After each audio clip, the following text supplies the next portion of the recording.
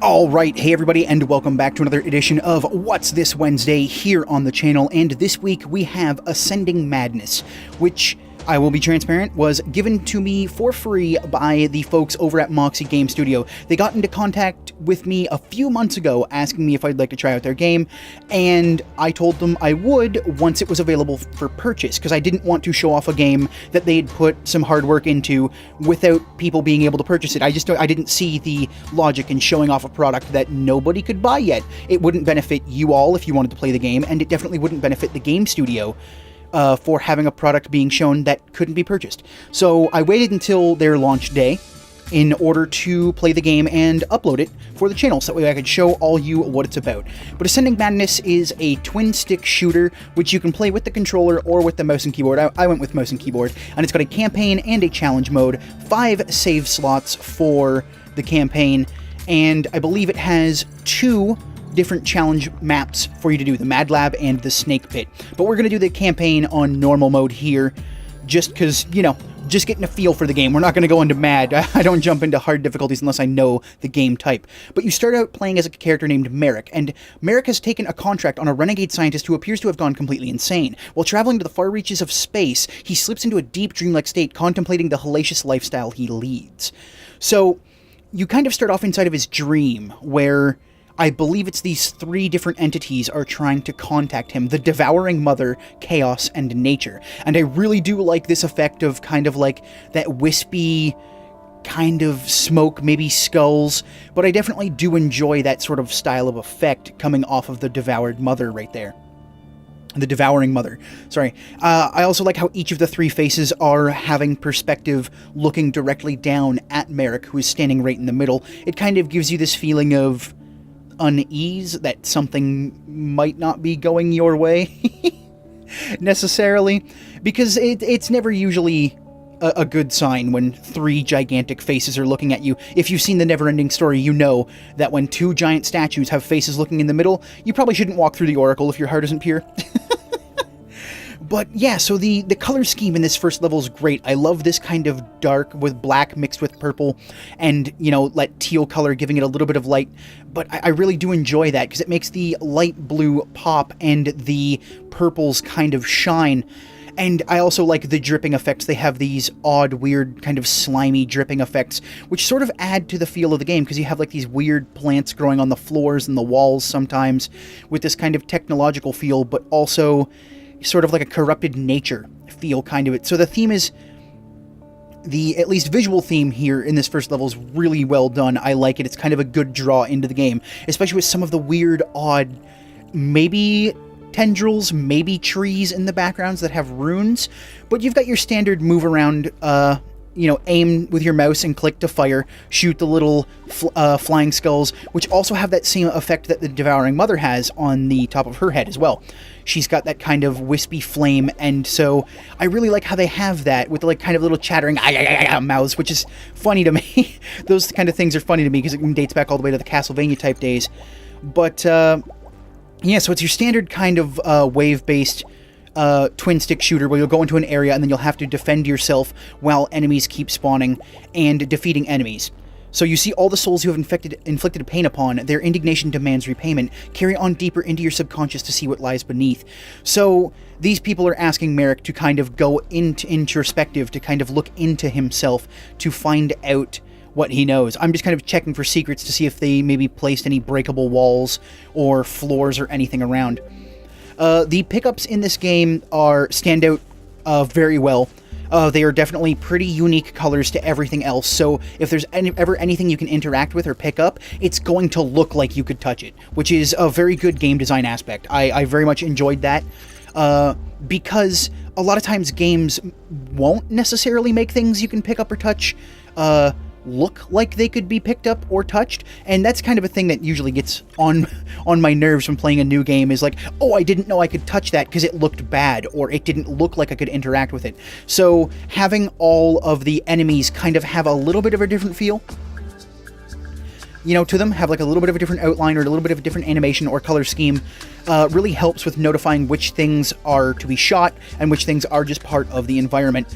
Not that most of the things that are in the environment are, confusing. Like, the enemies are usually very distinct from the environments, which is really good as well, because in a twin-stick shooter, you want to make the enemies stick out from the background so people know where their focus needs to be going, which is also good. And here we have our first secondary weapon that we can use. I didn't realize that I didn't select it, and I thought I had to just use primary fire to select it. I thought I had to change weapons constantly.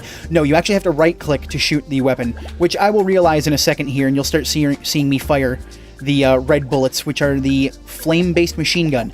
Now, I wasn't exactly sure through my time playing if there was a way to sort of figure out whether or not some weapons are better against some enemies. I kind of had a feeling that that might have been an area they were going for, so some weapons might deal extra damage to some other people, and those floating orange orbs there are ammo for the machine gun, and there will be other colors corresponding to the types of weapons that you can find later on, which is really good, because it really doesn't give you any doubt whether or not the item you're picking up goes with what weapon that you have currently equipped. You won't always get ammo for the weapon you have currently equipped, so that's just one thing you'll have to note. Sometimes ammo or health will pop up just at random, or they'll give you sometimes purple ammo or white ammo, and you might need red ammo because you've been using your machine gun a lot. So it's definitely, you're gonna have to manage your resource if you find a weapon type that you do like, which we'll show off here in a little bit later when we get a second or third weapon, just so I can show you some of the variety in the weapons this game does give you, because it does have decent variety in the weapon types, which is nice, which is very nice. It's got your standard machine gun to help you increase damage for basically, your basic attack. It's got a shotgun style weapon. It's got a grenade style weapon. It's got a sniper type weapon, and it's even got a melee type weapon.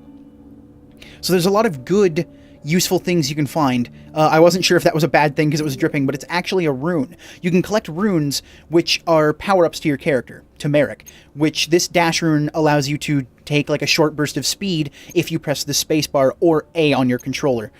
And that's good, but I didn't quite get the hang of using that right away because I wasn't committing to using it and learning how to dodge with it as I probably should have. I should have spent more time investing into learning how to move with the dash than I did. But in order to increase your next rune slot meter, you're going to have to find skill points that are scattered throughout the levels. Some levels have more skill points than others, but there are definitely synergies that you can get with different runes. If you're lucky enough to find certain runes while playing through, you can definitely get some wicked synergies. Like the grenade weapon that you have, the plasma ball launcher, it will create an explosion, and you can get hurt by that explosion. However, if you manage to get the rune that protects you from the damage from its weapon's explosion, you can just fire at the ground right underneath you and not get hurt by your own weapon's explosion, which is quite nice. So if you have enough skill points collected through the levels and enough runes, like rune compatibility, you can definitely do that. So here we have the Devouring Mother kind of giving us the first boss tutorial kind of thing. Pro tip is killing multiple enemies in quick succession will keep your combo meter, which is up in the top left below our health, high. So this is actually a game where you will get points. So you'll get a lot of points, and you'll definitely need to learn how to manage that by killing smaller enemies during boss fights while sort of nailing the boss. If you want to get that like top tier, top ranking score, you're going to want to manage when to kill smaller enemies to boost your combo meter and when to kill the boss, to put damage on the boss in order to affect your overall total score. That becomes more apparent in later bosses. This is kind of like I said, the tutorial boss, so you're not going to get that kind of feel for that system just yet. But bosses do end up having phases, like most other games have bosses that have phases, and it's a nice increase to difficulty because they don't necessarily just jump in difficulty. It's usually each boss will have a certain pattern that they do, and then once you knock them up into the next damage radius, they will have something that makes sense.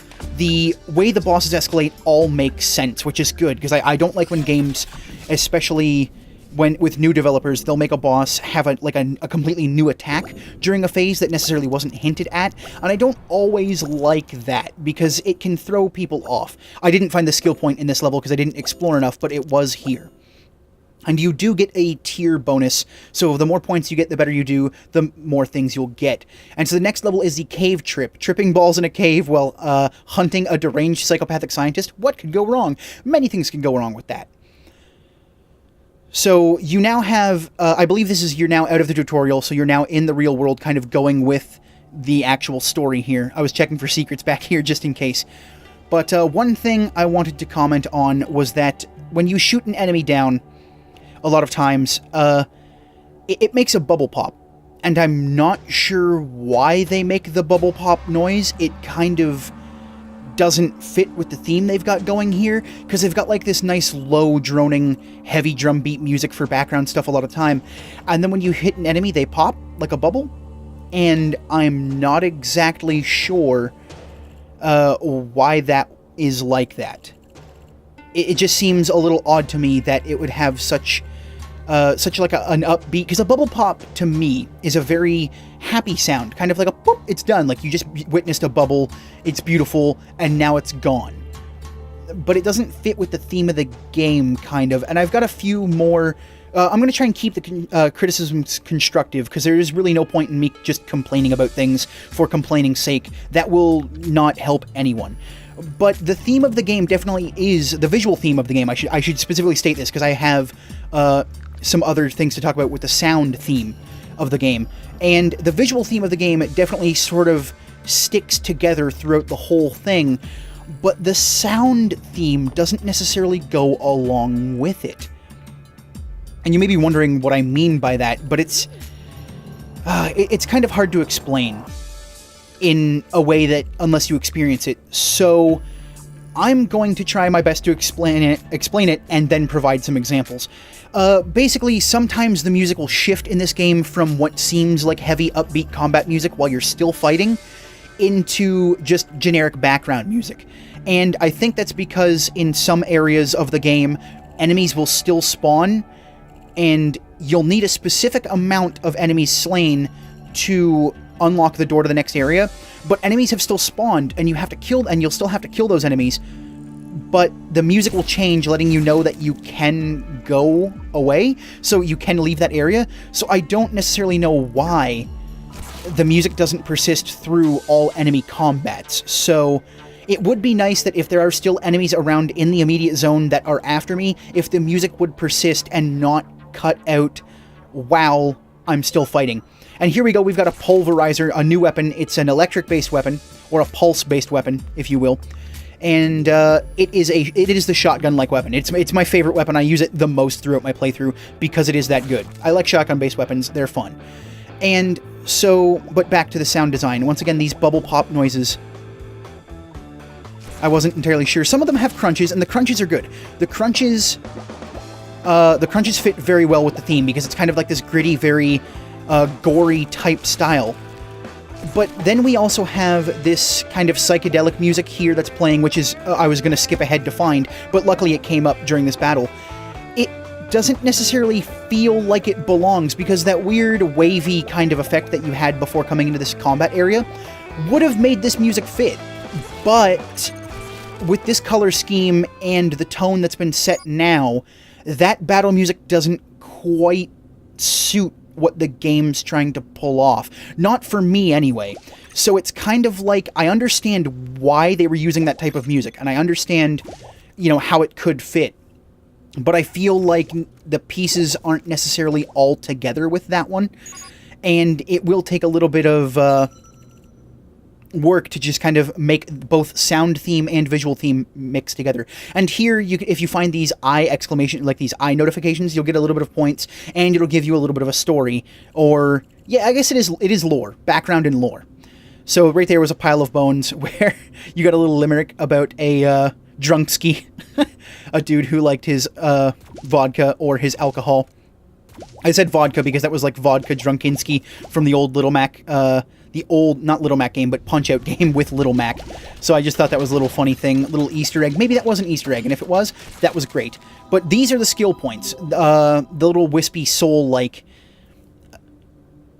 objects. They are definitely, once again, they pop out from the background. Once they show up, you know they aren't part of the environment or a regular pickup. They definitely have their own sort of feel. So that's a good way to lure people into picking up those skill points if you find them. I didn't find it in the tutorial, of course. But yeah, so the game has a bunch of different weapons and a bunch of different styles, and one thing I will commend it for is this game plays very well. The maneuvering in the game is very tight. I never once felt like me getting hit by anything was my fault, or wasn't my fault, sorry. I should clarify that it was my fault that I would get hit because the controls are so good. It was just me mismanaging my momentum or my movement. Because it does take a little while to get used to the controls in any game, but this game's controls definitely don't hinder you in learning how to play, which is a wonderful thing. I think that the developers over at Moxie Game Stuido, sorry, should, definitely take pride in the fact that their game does play well. They definitely have something solid here, a good foundation. And if it's anything that hurts a lot of indie games that I've played, it's that they have a great theme, they have good sound, but a lot of times they're not necessarily all up on how to make their game play smoothly or play well. And here we go, I found a new weapon, the Plasma Charge. This was the weapon I was referencing earlier, that's like the grenade. Oh, and here's another rune too, I forgot. Ammo drops. So I'm going to take a look at the rune screen here just to show you. I forgot what button it was, of course. You know me. I always forget what button it is. So the next rune slot you can see is now filled up with a little bit of white over there. And that means I've found a skill point, and if I find 3 skill points, I believe I unlock another rune slot. So right now I can only have 1 rune activated, but if I find more skill points, I'll be able to have more runes activated, which is where that synergy I mentioned earlier can come into play. But I'm going to go ahead and cut here and skip ahead to a few new areas and things I want to talk about. So here we have the end of Cave Trip. I just wanted to show you the end of this screen, because it tells you how many kills you have, how many deaths you have, how many medals you've picked up, all the runes you've collected, the skill points you've collected, how long it's taken you, your score, and it gives you the tier. So at the end of each level, I didn't mention this at the beginning of the first level, but it does tell you if you've missed anything in the level, which I really do like. I like when games tell me if I've missed something during the level, so I know to go back. But we also have the next level, which is the Abandoned Facility. You've arrived at the Abandoned Alpha Corp facility, where one by one the employees slowly went insane. The facility represents Skylar's last known location. So most of the game's lore or background to the locations you go to are held through the level-to-level loading screens, and that's nice. I like when games give me that background stuff during a loading screen, so there's nothing going on, nothing else like that, just what's on the screen. I can hit space to begin whenever I want after I'm done reading to kind of soak it all in. And this is that curiosity bot that you saw that sort of started following us. It is a little distracting because of the way he floats around and moves. I thought he was a bad guy a few times during my playthrough. That's just something that happened to me. I don't know if it will happen to other players, but I can definitely say that maybe giving him some sort of colored outline or a colored glow, something to indicate that maybe he's not an enemy, because the way he moves and floats is very reminiscent of some of the other floating enemies, and that definitely caused a little bit of concern in me when I was in some of the bigger firefights, and all of a sudden this little white guy comes up from behind me, and I didn't know immediately, because I'm sitting there trying to manage 18 enemies at once, firing through crowds, and all of a sudden somebody comes up from behind me, which I thought behind me was clear, and little did I know, it's just my guy, just my little tutorial bot exposition feed, if you will. But once again, there's another little hidden skill point, and we're going to do another jump to later in the video for another talking point. So in this area in the lab, you've got these sort of glowing spheres that teleport you from one to the other. And they're great. They add a lot of maneuverability in certain areas where 2 of them are linked in the same zone. But a few things that I noticed was that if you accidentally do what I just did and sort of don't keep your momentum while going through one and accidentally go through it again, the enemies will still recognize where your position is and rush that next that teleportation device, that little bubble there. And so you'll often get hit if you don't keep your momentum going through these. So that's just something I wanted to let people know of, was that the enemies do keep your location even after you switch areas. So even if they don't have line of sight, they still know where you are, so they'll still rush after that bubble you just came out of. So when you go through these, you're going to want to keep your momentum through and sort of charge through. There's a lot of secrets hidden through these as well, through this little teleportation maze. I got a plasma shield. Plasma shield is what I was referencing earlier for the plasma blaster. So invulnerability to your own plasma charge explosions. That's the combo I was telling you earlier that if you want to use with the plasma blaster and the plasma shield will definitely be a pretty decent combo. I wanted to keep the dash and the increased health though, just because it seemed like a very basic way to go to help me through the game. But one little constructive thing I have about the teleporters is that the ones that link through the exact same zone are the same color as the ones that link to the new areas.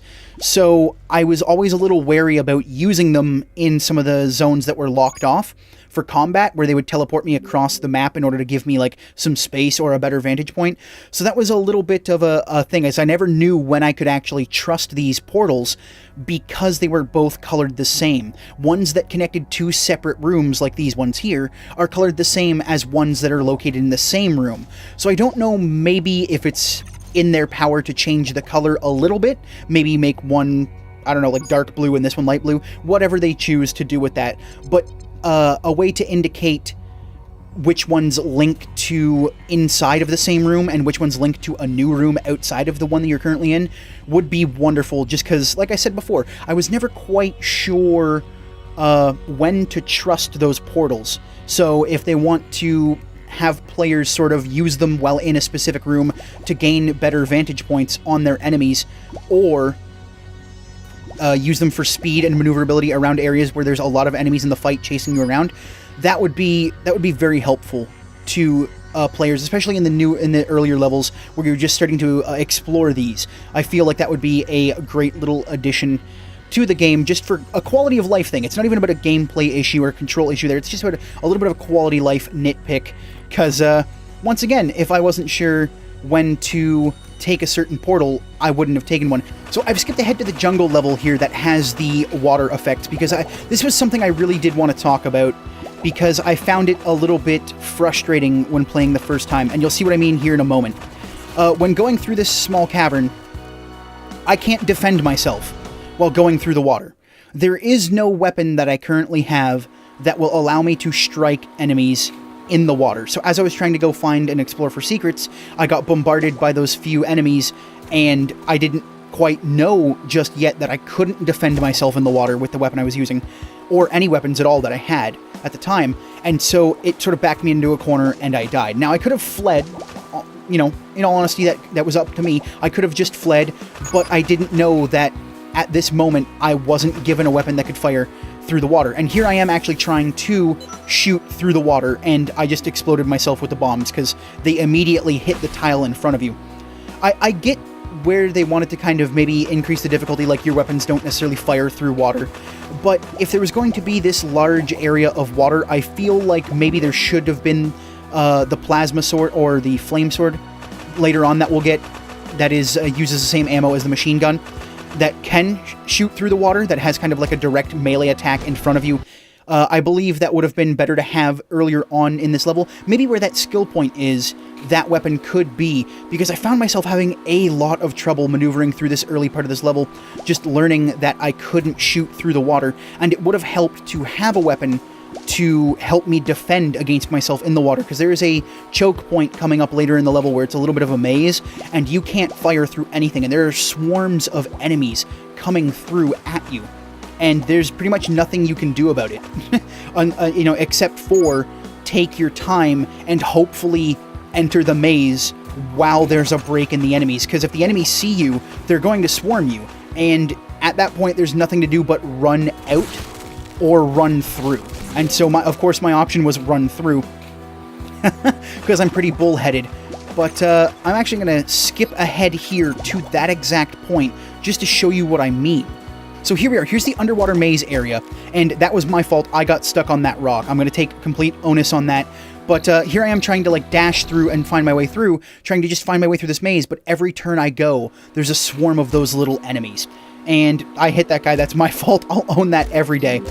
But right here, I believe I've died a few times already, and I'm just trying to find like the fastest way through, trying to figure out if my dash can go through enemies to help me cut through that. It can't. So it's really kind of...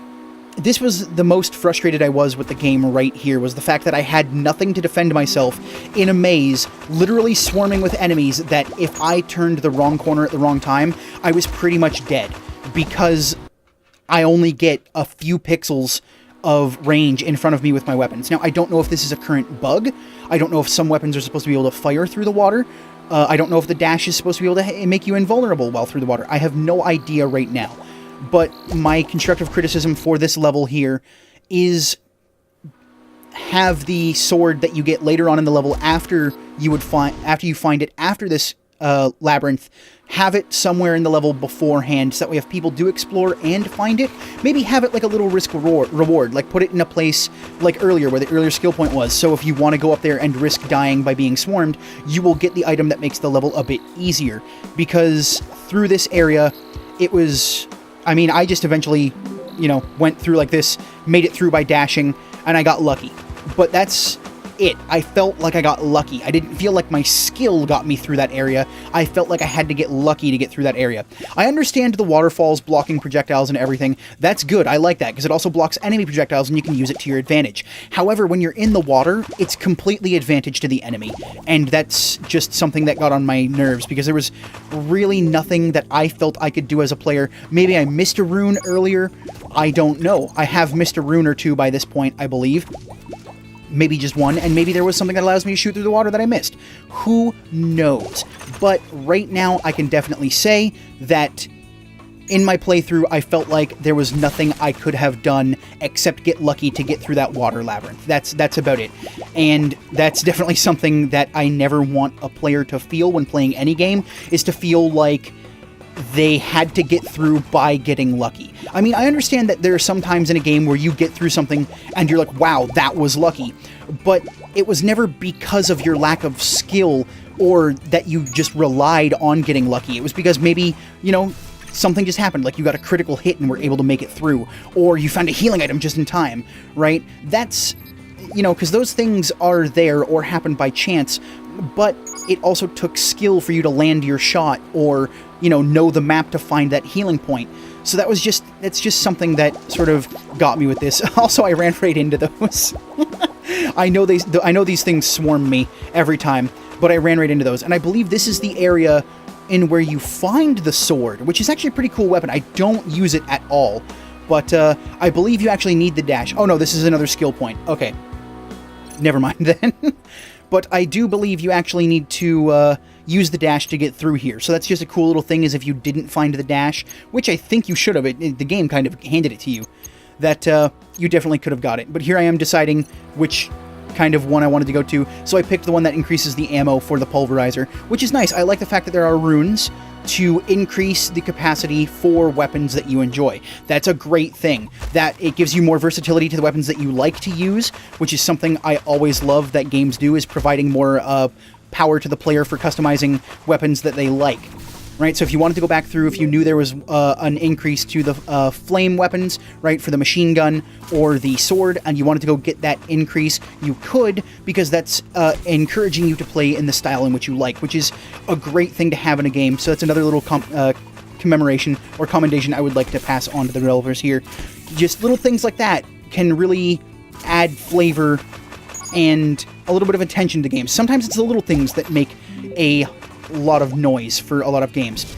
So here we have the Kraken. I'm just getting ready. He's just emerging, and I'm getting ready to use whatever weapon I can to take him on. And I don't know how I just hit myself there. I recognize that I did hit myself when I was playing it, but I wasn't sure if maybe I had hit one of his bullets. But it just seems like I shot the bullet and flew into it, and it hit me. So I guess if I had the plasma shield, that wouldn't have mattered. But I also kind of feel like maybe the bullet should have an acceleration where if I'm flying forward and shooting it at the same time, I don't just automatically hit myself. If that's what happened, right? That's just what I'm perceiving now when going through the footage again to go through. But here we have another example of how the boss sort of progresses through its theme, right? It'll jump up, it'll shoot a few things, and then go back down into the water. That is very sea life-like. It fits in well with the theme, and it definitely sort of keeps its head out of the water. The Kraken keeps its head out of the water for the first third of its health, kind of, and then it starts doing the little flip thing. I don't know if that was on a timer or on like a health percentage meter, but it definitely did give you a few chances to see what kind of attacks the boss would have before it started jumping into the water like that. And that's what I like. I like when bosses clearly show you what they're going to do. right? I mean, there's a little bit of difference between things like games that have really hard bosses like Super Meat Boy or Dark Souls, where it's just like you're going to have to learn them eventually, but they all do telegraph their attacks. It's just about how much damage you take when you get hit and if you can learn on the fly.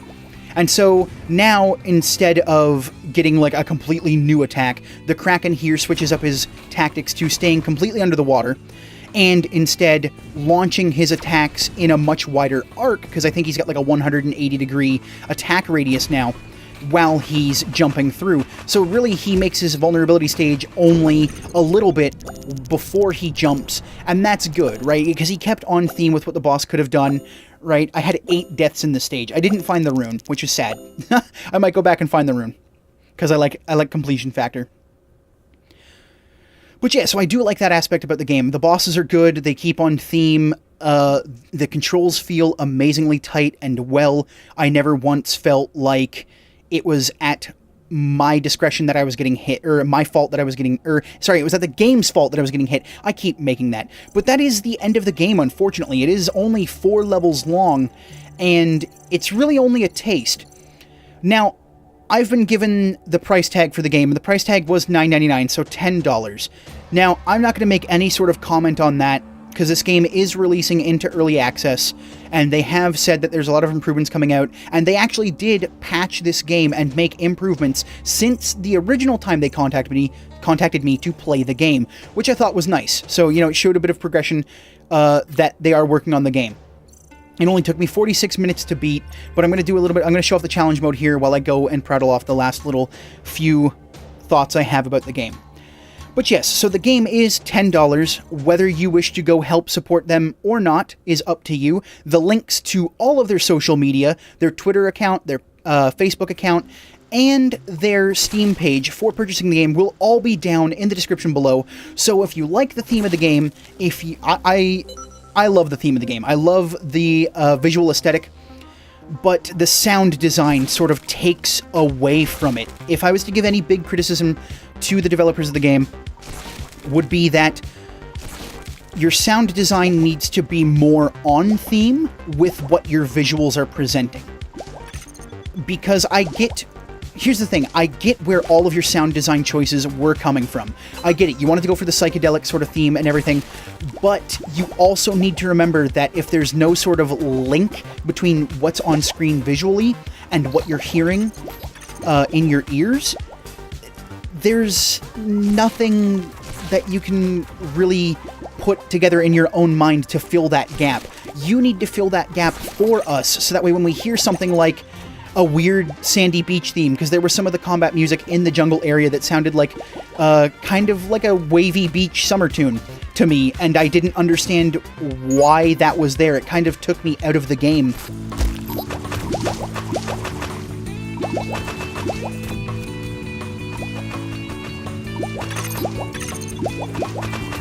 I didn't associate this game with a summer feel-good hit, but here we are, not right now, but in that moment for me, I was like, here we are right now. We just automatically have some sort of like, I'm not going to say Beach Boys, but it was Beach Boys-esque, summertime fun pop kind of song. And I get what you were trying to go for, but I feel like you're going to need to give the player some sort of better anchor through the visuals to tie in the sound design. The bubble sound effect also is one of those things that sort of pulled me out of the game here. I didn't do too well in the challenge mode, obviously, but that was just me trying out the challenge mode to see the feel for it and kind of, see what they did with it. And it is kind of like they throw in the different enemies at you, and it's sort of a test of your own skill. There will be leaderboards, if you notice at the bottom right of that screen there, that was just flashed up quick, but there will be leaderboards for that. But right now, all I can say is the game has a great first impression. I love the dripping mouth of the title logo here, the Ascending Madness logo. I like it, I really do. The first level is great. I kind of wish the game held more of what was in the first level. I kind of feel like that's where this game was at its strongest, is in its first level inside of Merrick's Dream. Other than that, I feel like the farther I get into it, the more it sort of distances itself. And maybe this comes all together later on in further levels, kind of explaining why this is. But without that explanation or that link or tie, that's all I'm left with, is that feeling of some things aren't meshing well here. And I really do hope that the people over at Moxie Game Studio do find some sort of constructive criticism with what I've been saying throughout the video today, because I didn't want to just say, well, I didn't feel like the sound goes with the visuals, and you just leave it at that, because that's not going to help anyone, like I said earlier. And so, yeah, I just feel like the game has a very good start. It's got a very great foundation, guys. Very, very good. The gameplay is tight. I like it. I'm going to say it once again, but I never felt like getting hit was anyone's fault but my own. The weapons feel tight, except for that plasma launcher. That was a little weird that I got hit by that. But all of the weapons feel tight. The machine gun's good. The shotgun's good. The sniper rifle's good. They're all good. They all play well. They're all fine. I also like the system of finding skill points to increase how many runes you can use. So it kind of also imposes like a self-imposed difficulty. So you can only use one rune. So if you wanted to make the game more difficult for yourself, you could impose a rule that you get no skill points, don't collect any, and only use one rune at a time. That would be very cool. That's a cool little thing you can do. Or maybe throw that into challenge modes. Maybe make a challenge mode around that. There's an idea for you guys. Make a game mode where it's limited to how many runes you can use and how many weapons you can get. So maybe there's like a weird mix and match thing you can do there for a challenge mode. But yeah, the gameplay foundation is amazing. The visuals are really good. I like the kind of creepy aesthetic. It kind of scratches that itch that Sally Face does a little bit. But I feel the sound design is where it kind of starts pulling your hard work apart. I understand it's still in early access. Obviously, I'm going to throw that out there. There can be changes made, and there will be changes made. But if there's any attention that I would like to call to the game's design, it would be to the sound design. Get that tightened up a bit, make it a more cohesive feeling, and you've definitely got yourself a decent game here. Definitely. But as of right now, there are definitely those feelings that I've expressed so far. But once again, if you would like to support Moxie Game Studios, please go ahead and check out their links in the description below, their Twitter, their Facebook, and their Steam page where you can purchase the game now if you'd like to play through or see how it goes through its early access. Don't forget to go bookmark that page on Steam if you'd like to keep up with the game as well and get involved in the community tab over there. That's about all I have to say for Ascending Madness, so I will see you all on another Random Wednesday here on the channel for another What's This? Take care, everybody.